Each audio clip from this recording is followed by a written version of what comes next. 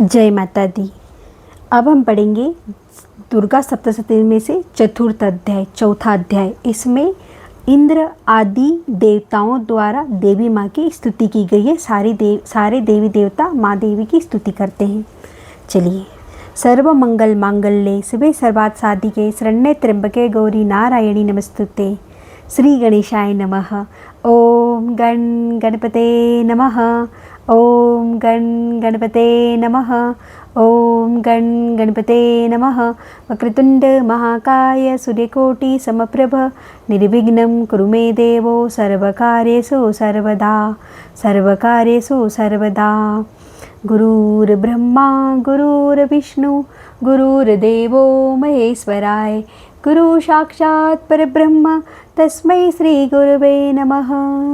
जय माता दी। जय माता दी। नमो देवे महादेवे शिवाय सततं नमः। नमः प्रकृते पतराय नियताः प्रणताः स्मृताम्। जय माता दी। जय माता दी।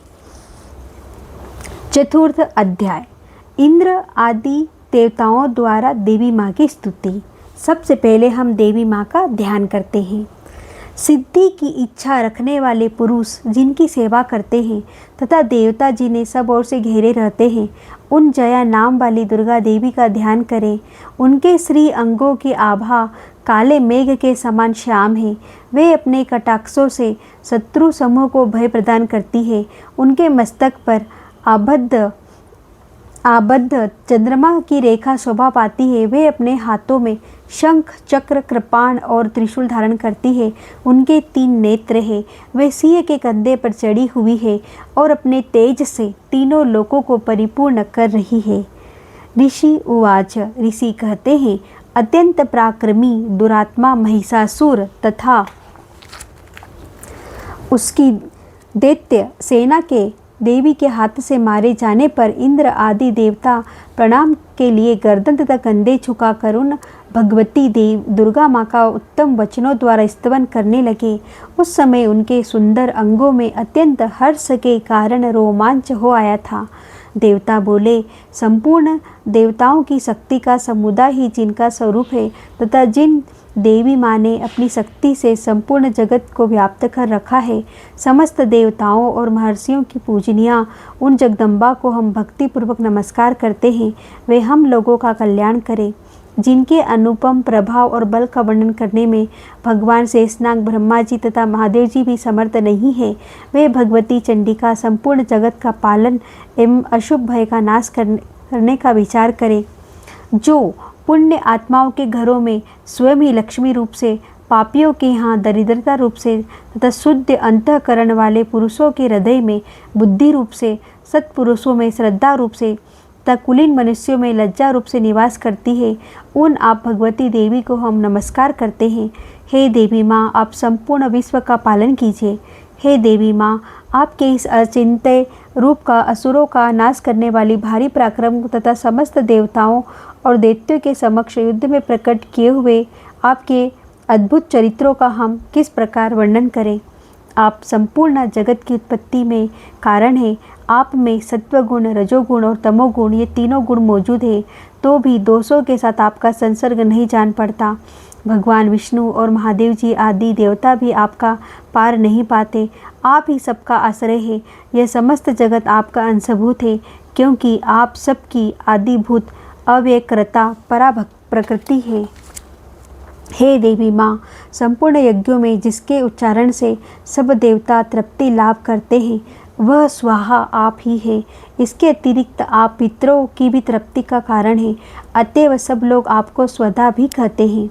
हे देवी माँ, जो मोक्ष की प्राप्ति का साधन है, अचिंत्य महाव्रत स्वरूपा है, समस्त दोषों से रहित जितेंद्रिय तत्व कोई सार वस्तु मानने वाले तथा मोक्ष की अभिलाषा रखने वाले मुनिजन जिसका अभ्यास करते हैं, वह भगवती पराविद्या आप ही है।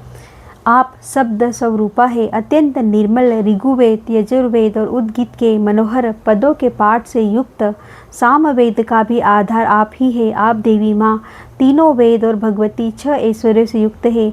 आप इस विश्व की उत्पत्ति एवं पालन के लिए आप ही वार्ता, खेती एवं आजीविका के रूप में प्रकट हुई है। आप संपूर्ण जगत की घोर पीड़ा का नाश करने वाली है। हे देवी माँ, जिसे समस्त शास्त्रों के सार का ज्ञान होता है, वह मेधा शक्ति आप ही है। दुर्गम भव सागर से पार उतारने वाली नौका रूप दुर्गा देवी भी आप ही है। आपकी कहीं भी आसक्ति नहीं है। केटव के शत्रु भगवान विष्णु के वक्ष स्थल में एकमात्र निवास करने वाली भगवती लक्ष्मी तथा भगवान चंद्रशेखर द्वारा सम्मानित गौरी देवी भी आप ही है। आपका मुख मंद मुस्कान से सुशोभित निर्मल पूर्ण चंद्रमा के बिंब का अनुसरण करने वाला तथा उत्तम सुवर्ण की मनोहर कांति से कमनीय है। तो भी उसे देखकर महिषासुर को क्रोध हुआ और सहसा उसने उस पर प्रहार कर दिया। यह बड़े आश्चर्य की बात है।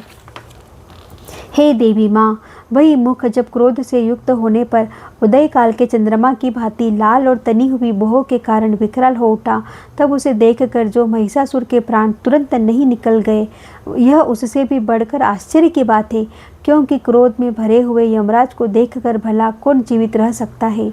हे देवी माँ, आप प्रसन्न हो। परमात्मा स्वरूपा आपके प्रसन्न होने पर जगत का अभ्युदय होता है और क्रोध में भर जाने पर आप तत्काल ही कितने कुलों का सर्वनाश कर डालती है। यह